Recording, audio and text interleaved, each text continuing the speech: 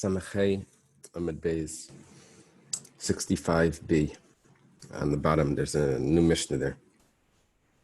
It's the bottom line. It says, Hakiteya Yetze B'kav Shaloi Divrei Meir. Kiteya is someone that's missing a leg, an amputee. So he has a prosthetic leg. That's called a kav. I'm not sure why it's called a kav. Maybe because it was made like the measuring cups, or maybe kav just means a block. Anyway, so this is like a fake foot or a fake shoe, and he's allowed to wear this according to Rabbi Meir on Shabbos. And Rabbi Yosi says that you're not allowed to wear it. He doesn't actually use it for support. It's not what he's being supported by. He's supported by his other foot, and maybe he has a crutch, I don't know. But it's not this this is just for cosmetic purposes. So to make it look like he has, like his leg is there, just so it shouldn't be missing. And if it's able to receive pieces of cloth, like cushion, to support his foot, then it's tamei. Why? Because this was a block. Now, pshuti kliyates, a plain block of wood is not makabel tama. So if it has a receptacle, it has an indentation that you're able to put something in it as a cushion, so then it becomes a beis kibble, and then it does become tamei. Now, the Rabbeinu Hananel has this interesting pshat. If you look on the left in Rabbeinu Hananel, at least in my old Gemara, he says, "Chachik b'teicha kav chakika liyas haksisin umugla zav margla zav niskamsu beis chakika v'lei mitzarim." Very interesting. It says it's not there to collect. It's this indent is not for the padding, for the cushion. The indent is because the amputee wasn't amputated directly, like in a straight cut.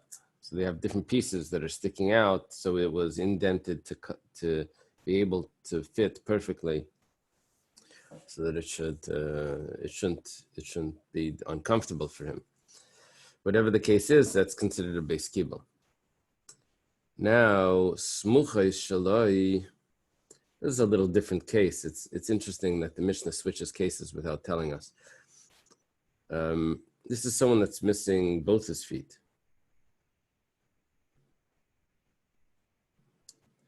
And he actually walks on his knees. So what he did was he has these cushions that he has under his knees, which are made out of leather for his, I guess his lower legs or something.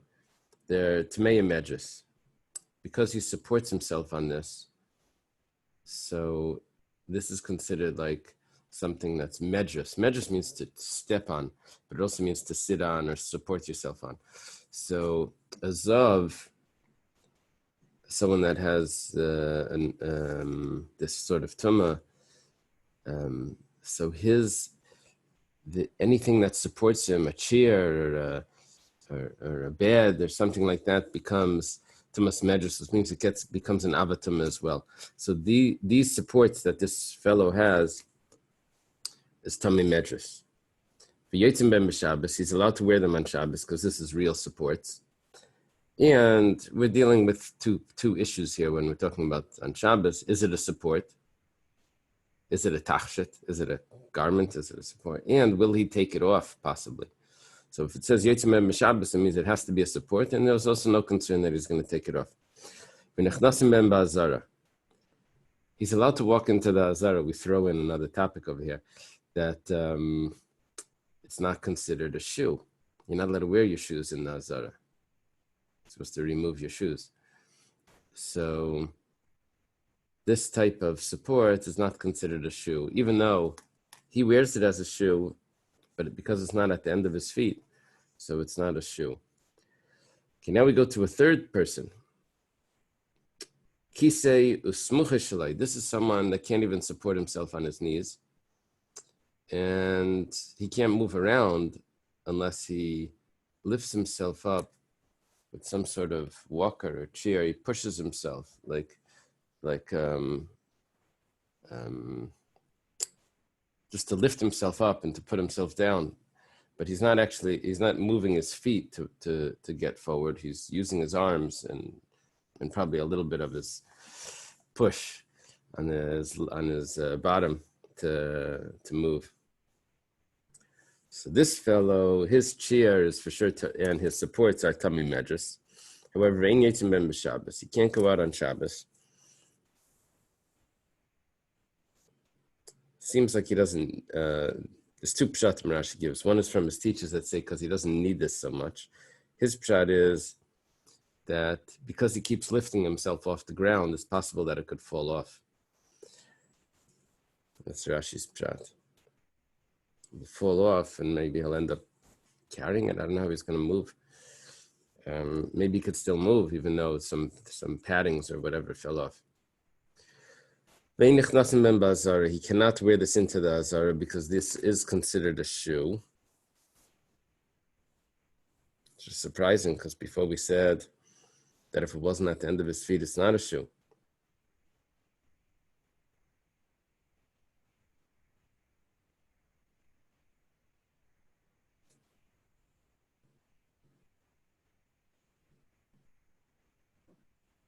I don't know the pshat.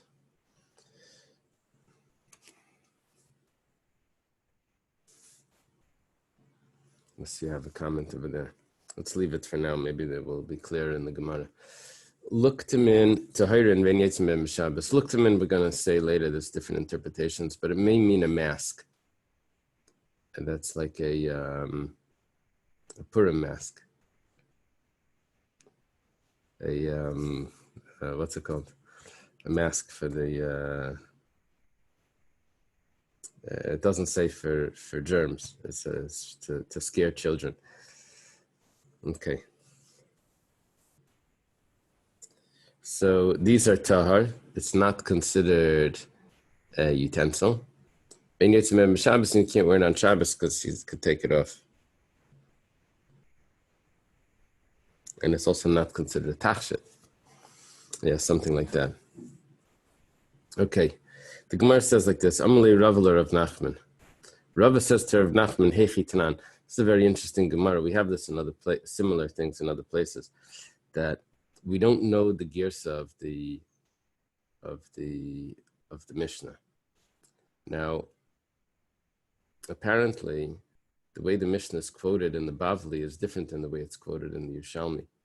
As both the Bavli and Yerushalmi discuss the Mishnah, so each of them quote the Mishnah, but they quote it sometimes differently. Our version is that an amputee is allowed to go out with his with his prosthetic foot on Shabbos. That's the words of Rabbi Meir. And Rabbi Yosi says that he's not allowed to. However, the other version of this Mishnah is that an amputee is not allowed to go out with his prosthetic foot on Shabbos, and Rabbi Yosi says he's allowed to. So there's two versions of this Mishnah. The problem is that the halacha is going to be like Rabbi Yosi, as usual. Yossi, are you here? Okay. It says, Nimuka Yima, it says Rabbi Yosi always had a good reason. The halacha goes like Rabbi Yosi.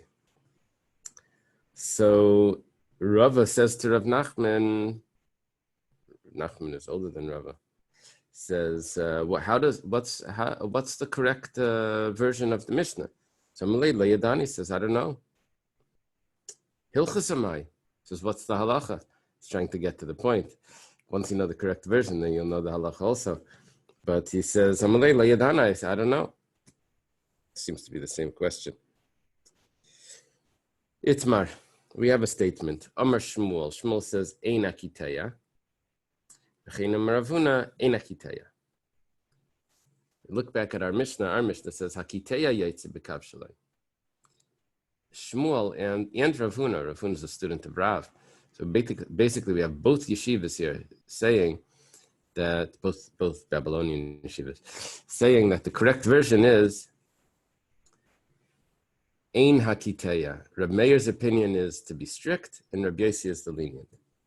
Rabbi Yosef. So Rabbi Yosef says, Rabbi Yosef is the Amayra Rabbi Yosef, not the Tana. Well, both yeshivas saying that that's the correct version. That's what we're going to follow.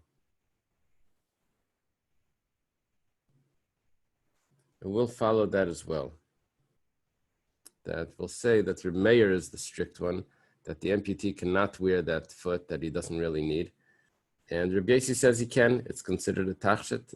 It's considered something that makes him look nicer. Maskeflo Rava Bar Shira.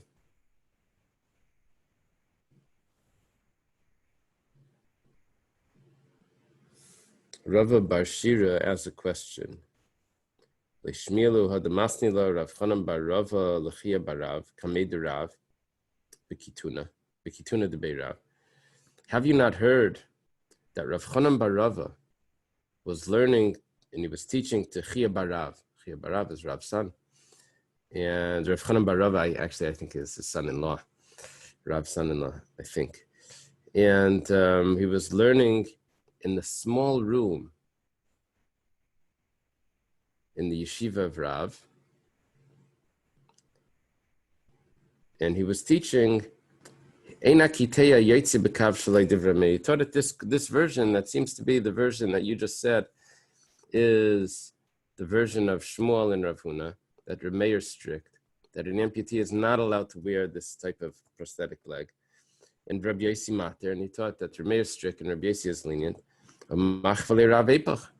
And Rav shows him with his hand that you have to switch it around, that you did it wrong. You taught it incorrectly. It's really Reb Meir is the strict one, and Reb Meir is the lenient one, and Rabbi Yossi is the strict one. The commentary in the Steinzelt says that Rav was in middle of possibly in middle of davening, and that's why he didn't.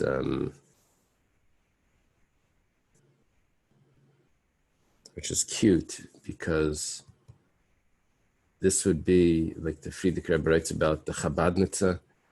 There was like a little room on the side of the main shul where people would sit and daven much longer. So anyway, here there was a small room on the side of Rav's yeshiva that Rav is there and he's davening, and could be the minyan was finished. People are schmoozing. So anyway, his son and son-in-law are learning, and Rav's motions that they taught it wrong.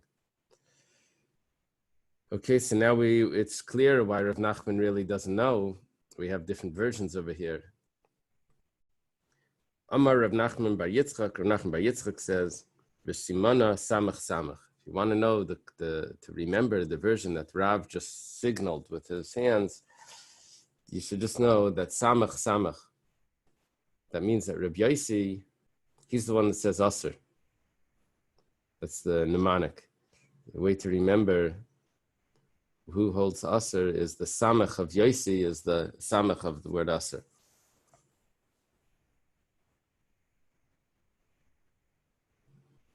V'af Shmuel hadabei. And you said before that Shmuel learned it differently, that Rabbi Yossi was the lenient one.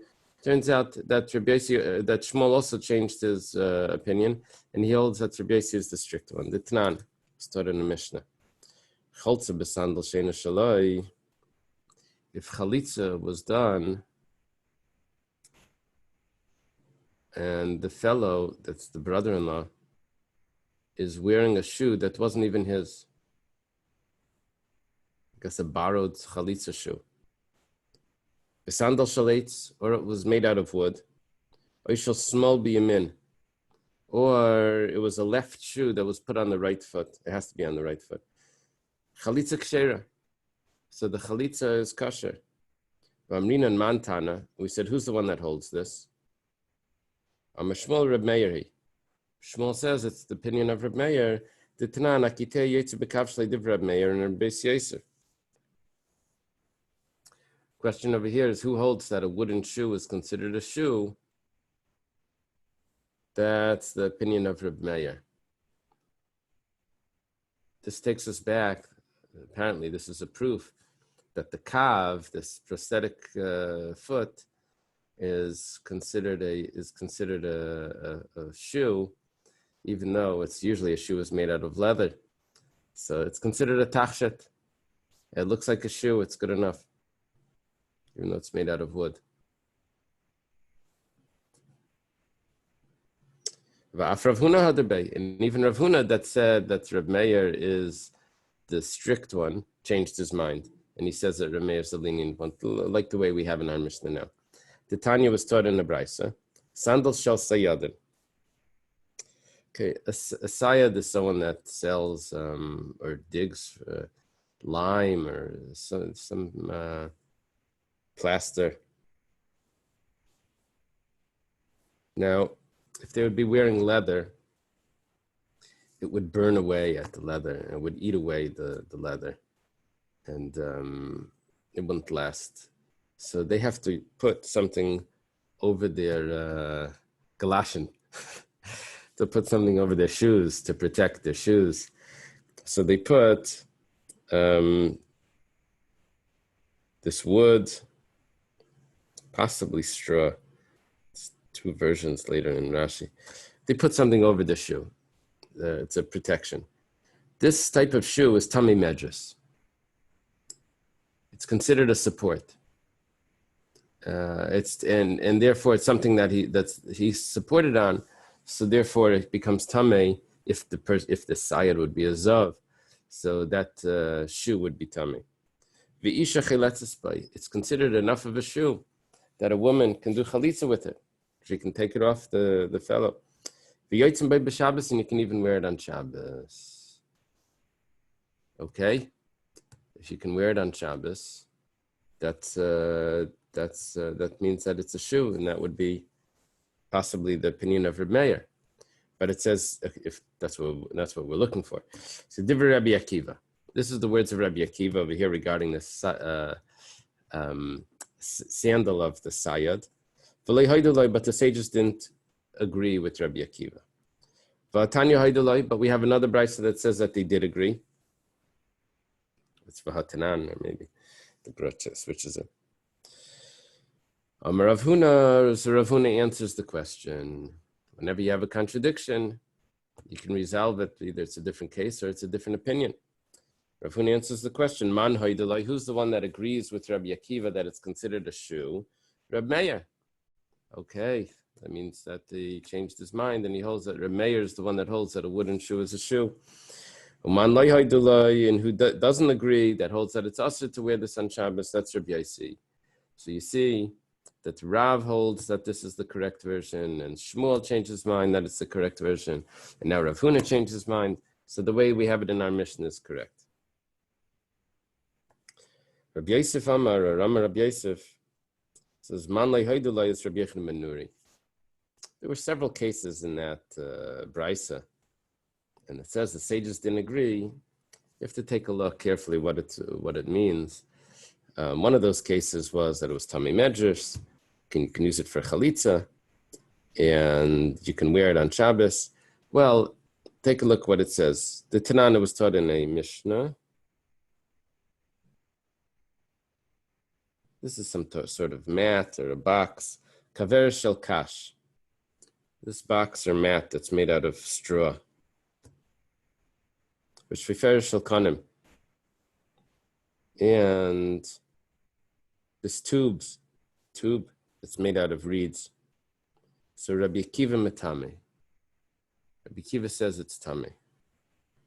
Rabbi Yechon ben Nuri metar. So what we're learning over here is, the question is kash considered like wood? Straw. Is straw considered wood? Rabbi Akiva holds that it is like wood.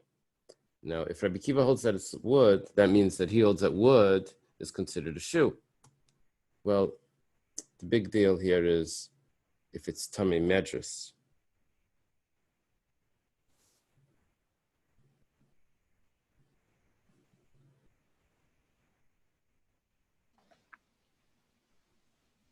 Rabbi, Yeah. it's interesting. We keep on saying, my God, wood and straw or bamboo. I mean, it's so different. But if you go to replace your wood in your house, wood floors, and you go into like Woods Depot, whatever those places are called, you find a lot of the floors now are made out of bamboo, and they're much harder than wood.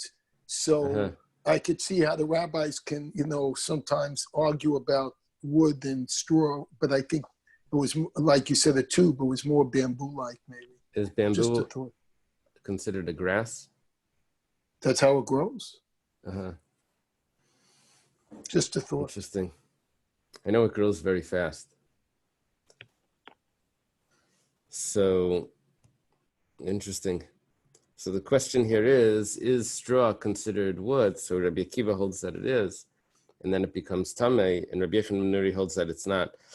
So basically, we just removed that this way of answering, of explaining that Rav Huna changed his mind, because Rav Huna says that it's who's the opinion of Rabbi Akiva. That would be Reb Meir, and who's the opinion of, who agrees with Rabbi Akiva, that Reb Meir, and who was the one that doesn't agree, that's Reb Yaisi, and that's the stricter one. It could be that really it's Rabbi Yochanan ben Nuri. It doesn't really have to do with this. And it has to do with a separate machlokes if the straw shoe is considered wood. Okay, Rashi has another version here from his teachers that has to do with if you make a shoe out of something that's not the normal way of making it, is it considered actually a shoe? That's the other interpretation here. Okay, Amar Mar, the master taught. Sandal, this means that we're going back to discuss a brisa. Sandal shel sayadim tami medras. This sandal that's made from straw, we said that it's Tami Medras, according to Rabbi Akiva. Tami Medras, that means if the fellow that's digging or whatever, preparing this plaster, lime, is a Medras, so that shoe, galoshes, is Tami Medras, would become Tami. The Gemara asks, Salavli Lucha Avdi. It's not made for walking. It's not a real shoe. He puts it on just to protect his real shoe. The Gemara answers, Amravacha barav ula shekenasayad metail bayat shemigil lebeisei. Yeah, he wears it only while he's preparing the plaster, but he does wear it home as well. So he wears it home, so he does use it for, walking, and so therefore it's considered medras. He uses it to trot on. Okay. Now it says, we said that prosthetic foot, if it is able to, if it has an indentation for padding, so then it's tummy. So what type of tumah are we referring to? Rabbi, it's machlekes Abaye and Rava. Abaye says tamei tumas meis vein metami medras. It's just regular tumah, tummy mace. Now, he means, when he says tummy mace, he means all the types of tumah that need something to be a keli. And this is considered a keli. But it's still not tummy medras because he doesn't support himself on it. Now, Rava Amaraf tummy medras. Rava says no, he supports himself on it. Amar Rava mina la. Rava says, I'll prove it to you. The Tanan, it was taught in a Mishnah, Agala shel katan tmei medras. This is a little wagon that's used to help the baby learn how to walk. And it's one of these things like, the first thing they have to learn how to walk is they push this thing. It probably has a little weight on it, so it doesn't slide away right away, but it's, anyway. So he leans on it also. So we say that this is considered Tami Medras. So Rava is proving that, look, this fellow is missing one leg. He doesn't support himself on it, but he leans on this sometimes. So that should be, if the wagon of this baby, the baby leans on it sometimes when he's learning to walk. That's part of this support. So if that's tummy medrash because it supports him, so this leg also supports him. He could lean, he could shift his weight from his real leg to the other leg. So it should be tummy medrash. That's Rav's opinion. So there's a difference. Over there, the child actually supports himself on it. But over here, Abaya says he doesn't support himself on it. Amar Abaya mina minala. So Abaya says, how do I know that whatever support he gets isn't counted from this foot? Says the Tanya, I have a brisa that proves it. Makol shel zakenim tar miklum. This is unbelievable. A stick, a cane that an older person has is not tummy medrash. Now, it's just a plain stick. Rashi claims, he says over here, he's like pushing like an agenda. He says, don't tell me that plain sticks don't become tummy medrash. He says all of this issue of pshutik lietz is only relevant for all other types of tumah. But when it comes to medrash, it has nothing to do with if it's a receptacle or not. It has to do totally with support. And therefore, a cane really should be tummy medrash if it was used for support. But Rashi says that it's used for, Abaya says that it's used for support a bit, and that's not counted. He uses it just in case or whatever, and sometimes he supports himself. That's not enough to make him tummy medrash. So therefore, this fellow's foot is also not tummy medrash. Rava says that cane, l'tirutzi sugya vida, achalis mechala huda vida v'samechala. Rava says that a cane is used to help the pace of the older person, to help his posture, but it's not to lean on. Keeps him straight because he shakes, but it's not to lean his whole body. And this foot, he actually will put the support of his whole body on it. What is that picture, Dr. Stein? What is that showing? It was an advertisement for a different cane that said it's not for exactly the statement you just said, supporting your body, but for better posture. They devised a different cane. So I was trying to find something that matched the Gemara. Very interesting. Very interesting. They said, I heard this, my wife's grandmother told me that in Europe they asked the question, why does a rabbi get paid? What does he do? So they said, well, they pay him. He has to wear an overcoat in the summer. He has to wear an overcoat and carry an umbrella even in the summer. So apparently, the umbrella, they had a fancy handle, and that was part of the dress. So over here, it's not saying that. Over here, it's saying the cane was actually used for a purpose. It wasn't just a silver handle. But it wasn't to support him. It wasn't to lean on. Okay. So there's really a machlokes what this is considered when he has this fake leg that he leans on it. According to Abaya, that leaning on it is not enough to be medrash, and according to Rava, that leaning on it is considered medrash. Okay. Tamei and medrash v'netim ben b'Shabbos v'nechnasim lem la'azara. Now we're discussing these chairs that this fellow sits on, and he has to push himself up. So we said that this is tummy medrash because he sits on it, and he can't use it on Shabbos, and he can't go into the Azara. Tani Tana Kamed Rabbi Yochanan Nichnasis Bem Lazara. Tana said that Tana taught in front of Rabbi Yochanan that you can go into the Azara with it. Amalei, so Rabbi Yochanan responds, Ani shayni isha chiletzis by vatam nichnasin. Tani ein nichnasin bem Azara. You're saying that you're allowed to go into the Azara. I teach that you can do chalitza with this shoe. If you can do chalitza, then it's definitely considered a shoe. You can't use it you can't wear it into the Azara. I'm not sure exactly what the scenario is. It seems like he doesn't have feet.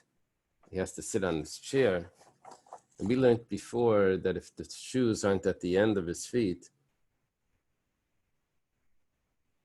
it wasn't considered a shoe. Rashi says, the lav bereish ragleihein. And now all of a sudden it is considered a shoe. I still don't understand why. Okay, it has to do with the scenario. What exactly, where's the shoe situated? What this person is missing. Okay, now we said luktamin tahira. Luktamin we translated before that maybe it means a mask. It says, my luktamin, what is this luktamin? Amrabavo chamra da'akva. It's this donkey, a wooden donkey, that he holds up probably on a stick. He puts it over his back, and he makes it look like the donkey is riding on his back. Felt like some sort of clown costume. Rava bar Papa mer Kashiri.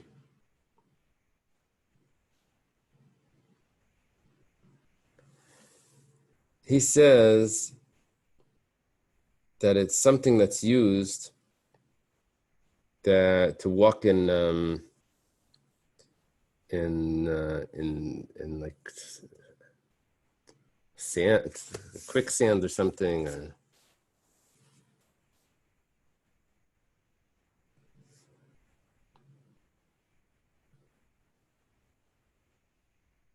I don't have a word. I only have a French word for it. Ashketzich. Stilts. Stilts. They use it to walk in tit. It's like soft ground. Now, Rashi has a question on this. He doesn't answer it. He says, I understand that it's pshute klietz. So if a tummy mace or sheretz or whatever would touch it, it won't become tummy. But if it's stilts, if you stand on it, it should be tumas medras. Why isn't it tummy tumas medras? Why are you saying it's tar? It's only tar from one aspect. He doesn't answer that. Okay, and Rava bar Rav Huna Amar Farmi. And this is, according to Rashi, this is a mask. And according to the Aruch, it's some type of bib that catches the drool. Okay. So these are tar. The Mishnah says, Habanim yetzis b'ksharim. Boys can go out with ksharim. The Gemara is going to explain what ksharim.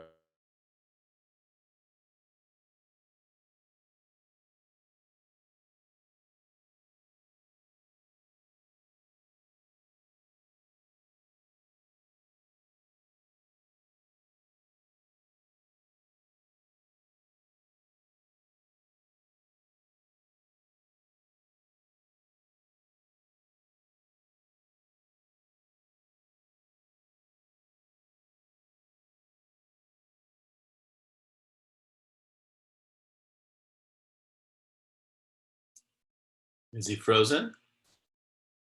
Is Rabbi Smith frozen? I don't know if he's frozen, but he ain't moving yet. Yeah, he's frozen now. You got hacked. How's the weather, Menachem?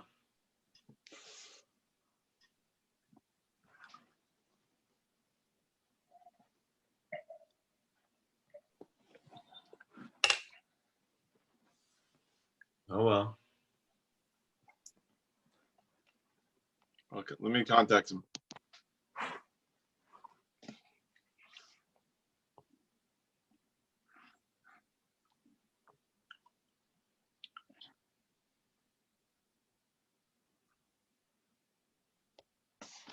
Let me get off so I can contact him. Calling him right Oh, now. he's back.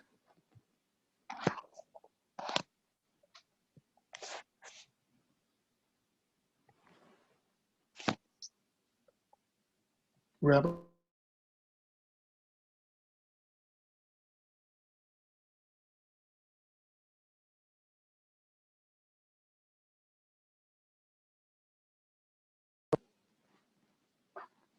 We don't hear you.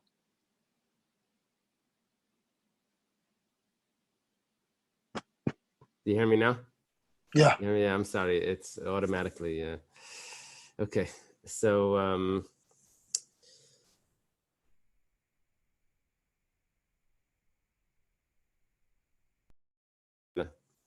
spoke in a normal case. The Gemara says like this: Mike Ksharim. Well, what is it that we're saying that sons, boys can go out with Ksharim? Amar Adamari. Listen to all these names. Amar Adamari. Adamari says, Amar Rav Nachman bar Baruch. In the name of Rav Nachman bar Baruch. Amar Rav Ashi bar Oven. Amar Rav Yehuda. Well, it goes all the way back to Rav Yehuda, this famous student of Rav and Shmuel, the head of Yeshiva in Pumbedisa, the founder of the Pumbedisa Yeshiva. He says, Kshuri Pua. It's some sort of medicinal thing that was hung around the neck.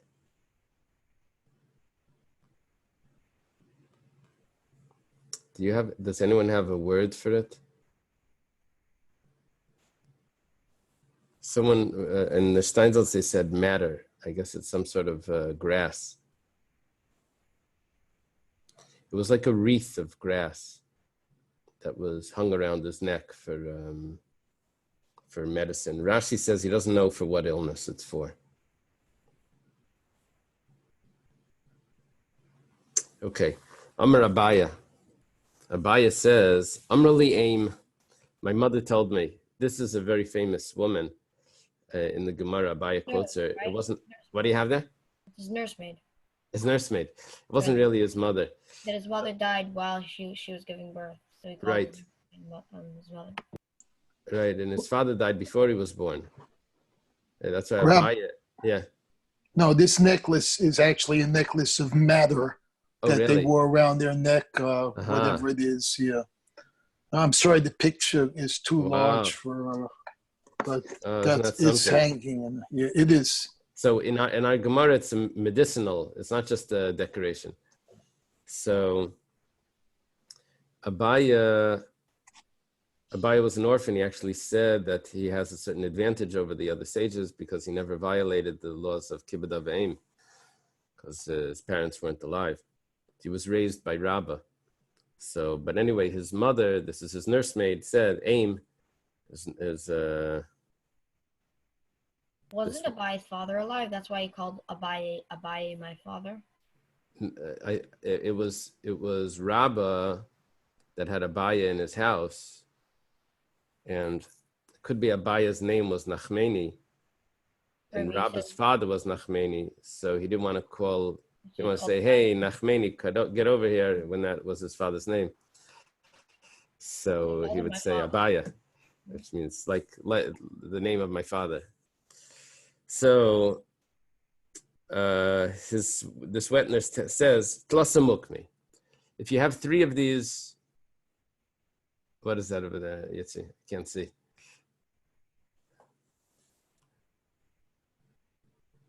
Giving a trophy to Yossi Dron. So he says if you have 3 of these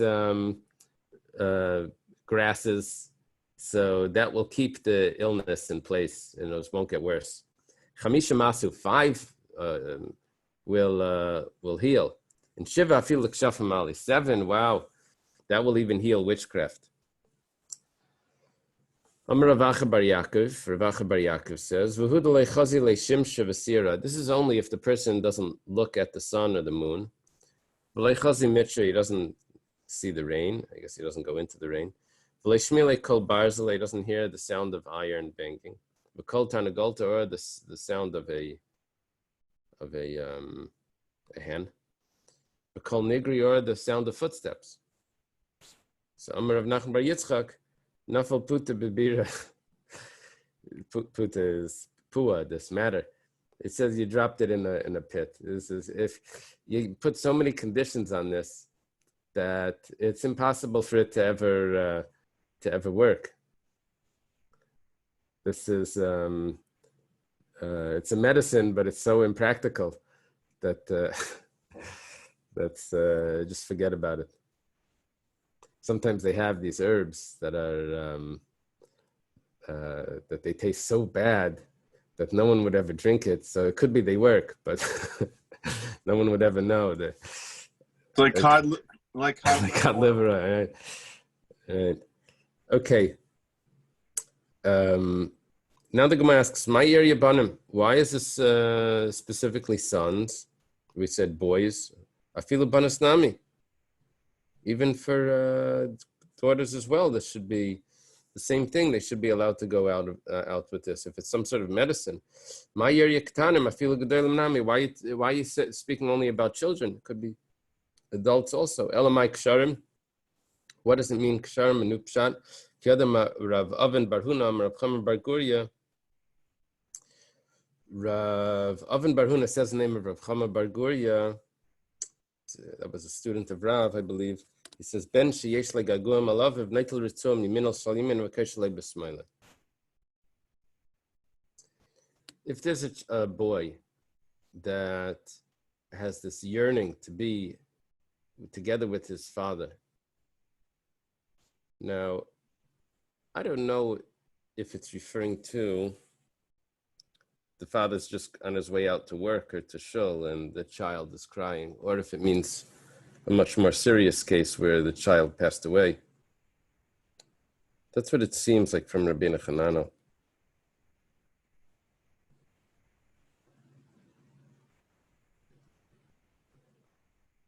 So what does he do? According to Rabbi Hanano, he takes the string, a shoelace from his father's shoe, and he puts it on his hand, on his left hand. His father's right shoe, puts on his left hand. I don't know if that's exactly, if that has to be the pshat. That's how he's saying it. So, and somehow this takes away the yearning that that the child has. He's able to function. So this apparently is more of an issue by sons than. I'm sorry? In the Schottenstein Gemara by the notes, it says that another explanation for it is that the Chedushay Haran says that the father takes the string from the son's right shoe and ties it to his right arm. And very good. Meiri says that he takes a leather strap is taken from the son's shoe, doesn't say, and then he ties it to his own arm. So it doesn't need to be the father's shoe.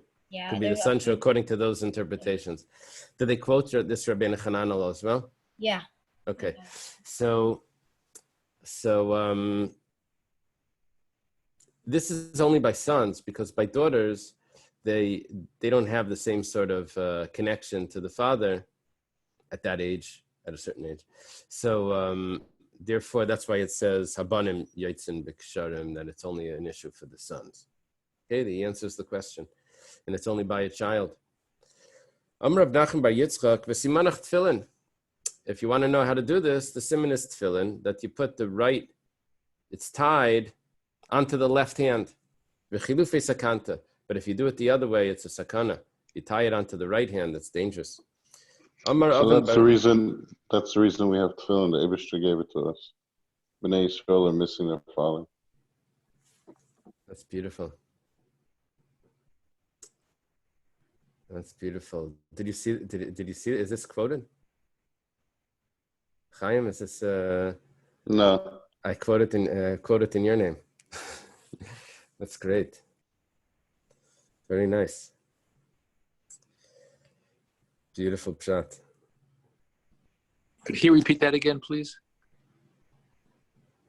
I didn't catch it the first Chaim, time. you got to say it again. It says that Bnei Yisrael missed their father, and Hashem is giving us tefillin to let us deal with that missing, with that yearning.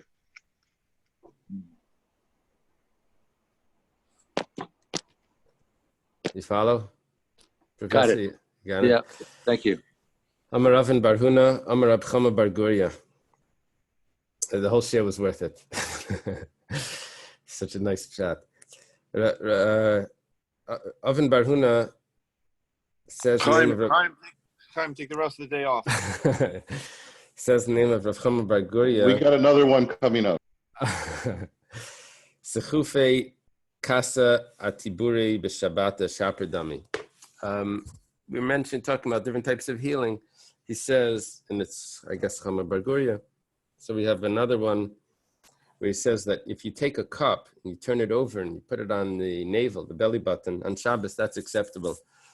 It sounds like, from Rashi, that it's these like cupping techniques. You heat it up and it pulls out like the blood, it pulls the blood, or it could be it also was a way of pulling, if the organs were not in place, it could be that it moved something like that.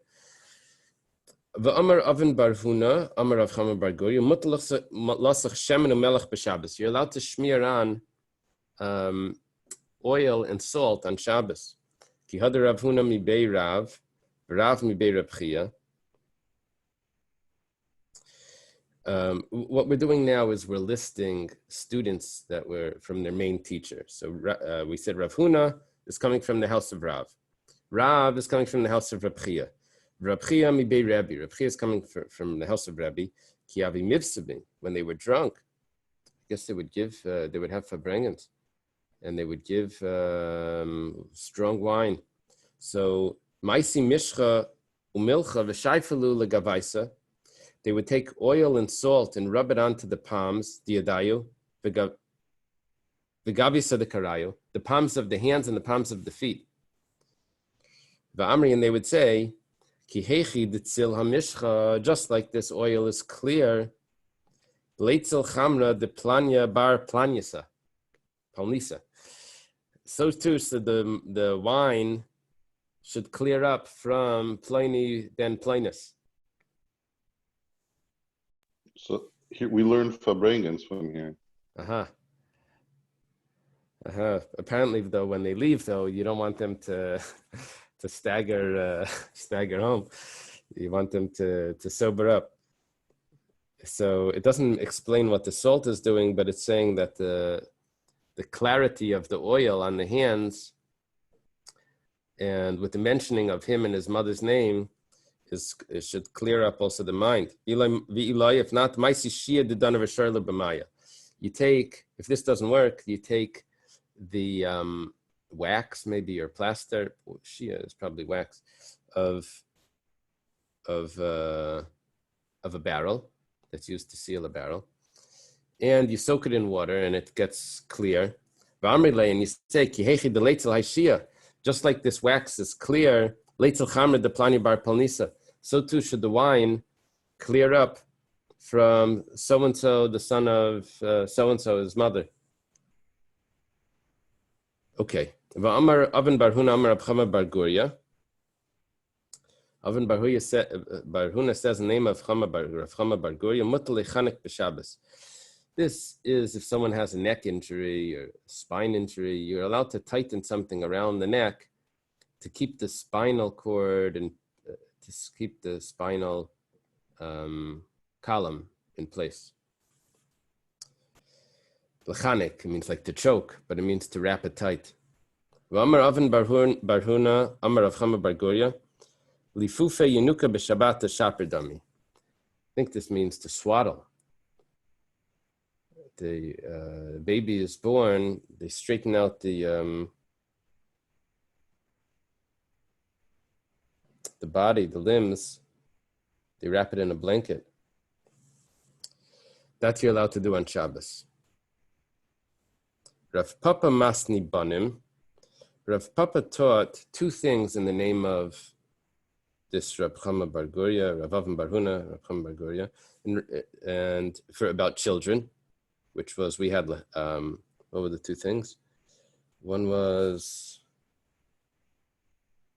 the child that has gaguim for the father. He has yearnings to be close to the father. And the other one is this, to swaddle the baby. And Rav Papa Masni Ben, Rav Papa only taught one of them. Rav Papa Masni Banim v'tabayim masla b'avim bar Huna.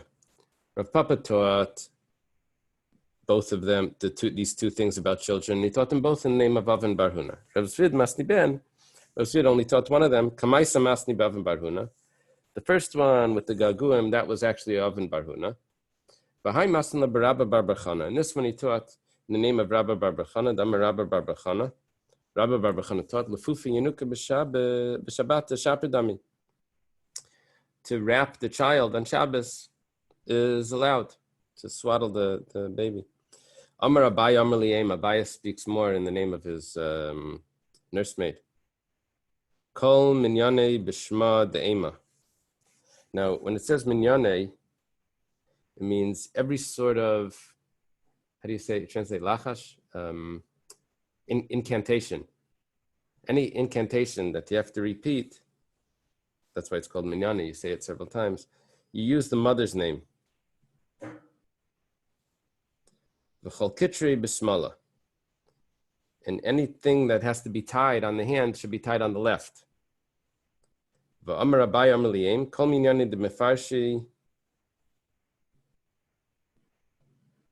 Any incantation that it says how many times to say it, Kiddush Mefarshi, you have to follow it follow the instructions that are on the label, that are on the